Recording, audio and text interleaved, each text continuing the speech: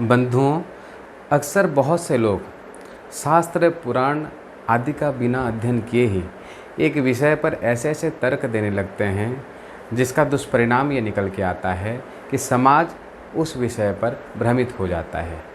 ऐसा ही एक भ्रम रावण, जिसे हम लंकेश, दशानन आदि के नाम से जानते हैं, रावण के विषय में चर्चा का केंद्र बना रहता है। अक्सर लोग ये तर्क देते हैं कि रावण में चाहे हजारों बुराइयां रही हो, परंतु रावण में एक अच्छाइयाँ थी कि रावण ने सीता का अपहरण तो किया, परंतु रावण ने सीता के साथ कभी कुछ गलत नहीं किया। अक्सर बहुत से लोग इस विषय को रावण के नैतिक मूल्यों का परिचय भी समझते हैं।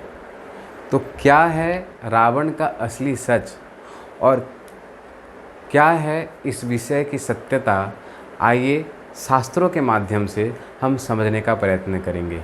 नमस्कार, मैं कान्हा जी आप सभी का स्वागत करता हूं हमारे YouTube चैनल भक्ति योग पर।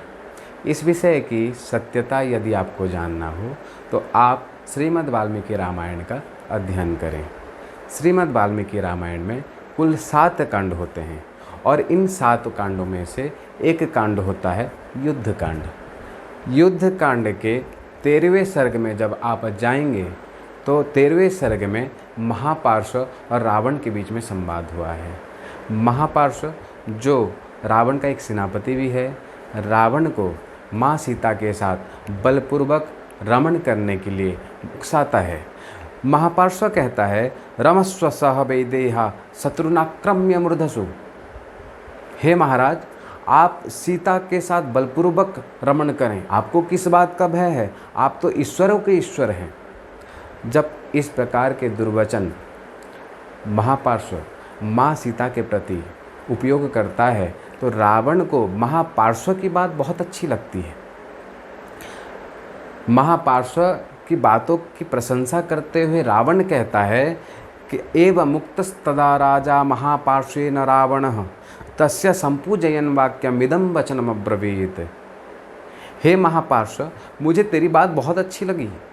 रावण को लगा कि यहाँ कोई तो है जो मेरे मन को समझता है, मेरे मन की कहता है, क्योंकि इससे पहले जब आप युद्ध कांड के 12वें सर्ग में जाएंगे तो युद्ध कांड के 12वें सर्ग में कुंभकर्ण ने रावण को खूब फटकार लगाई।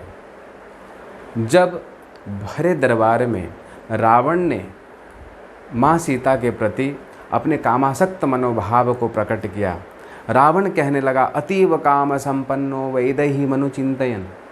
मैं वैदेही के चिंतन में अत्यंत काम के वशीभूत हो चुका हूँ। मुझे सोते जागते उठते बैठते हमेशा सीता का ही मुख नज़र आता है।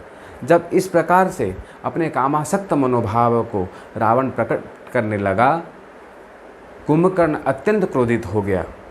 कुंभकर्ण कहने लगा, हे महाराज, क्या आपको लज्जा नहीं आती? आपको शर्म नहीं आती? क्या ऐसे शब्द क्या लंका के अधिपति की हो सकती है, लंकेश की हो सकती है? आप एक राज सिंहासन पर बैठे हुए हैं, आप लंका के महाराज हैं और इस राज सिंहासन पर बैठकर जो राजा न्याय नहीं करता उसकी अंत में दुर्गति होती है। कुंभकर्ण कहता है, न्यायेन राजकार्याणि यह करोति दशानन।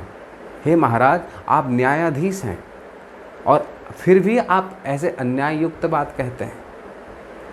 इसी प्रकार विभीषण जी ने भी रावण को खूब समझाया, परंतु रावण को इनकी बात अच्छी नहीं लगती। रावण को महापार्श्व की बात अच्छी लगती है, जो रावण को किसी के साथ दुष्कर्म करने के लिए उकसा रहा है। इससे पता चलता है कि रावण का व्यक्तित्व कैसा है, रावण का चरित्र कैसा है। तो रावण कहता है महापार्श्व से कि हे महापार्श्व, तुम्हारी बात मुझे बहुत अच्छी लगती है, परंतु मैं सीता के साथ बलपूर्वक कुछ भी गलत नहीं कर सकता। किस लिए नहीं कर सकता, ये जानने वाली बात है। ये प्रत्येक हिंदू को जानना चाहिए।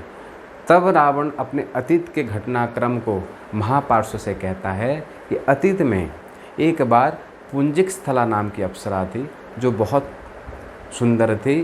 पुंजिक स्थला आकाश मार्ग से ब्रह्मा जी के लोक में जा रही थी। रावण की दृष्टि पुंजिक स्थला पर पड़ी और रावण कामासक्त होकर पुंजिकस्थला को जबरदस्ती पकड़कर, बलपूर्वक पकड़कर उसके साथ रमण करने लगा।